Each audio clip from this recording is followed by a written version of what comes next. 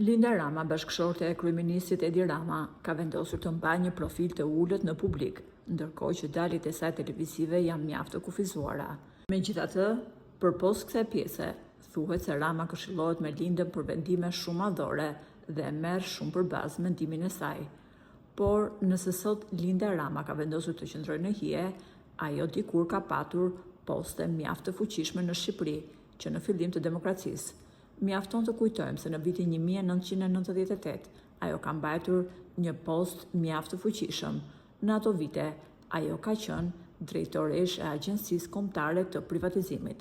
Pra, e thënë më thjesht, në kohën kur Rama jetonte ende në Paris, Linda ka patur një pozicion pune me shumë pushtet në ato vite. Si rrallëherë ajo ka folur jo vetëm për punën e saj, por edhe për personin që e ka hequr nga puna.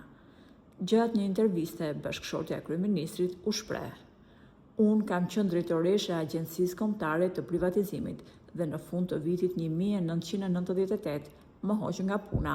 Më ka shkarkuar vetë kryeministri asaj kohe.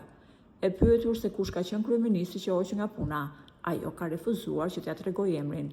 Megjithatë, nga një kërkim i thjeshtë rezulton se në dhjetor të vitit 1998 kryeministri i vendit ka qenë Pandeli Majko. Ka qenë pikërisht Majko që ka firmosur shkarkimin nga puna të Linda Ramës.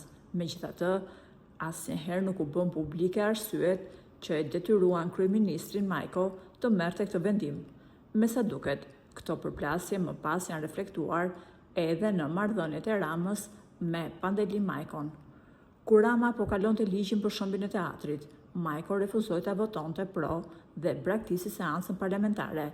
Aktualisht, Pandeli Majko nuk mban asnjë post publik apo shtetëror.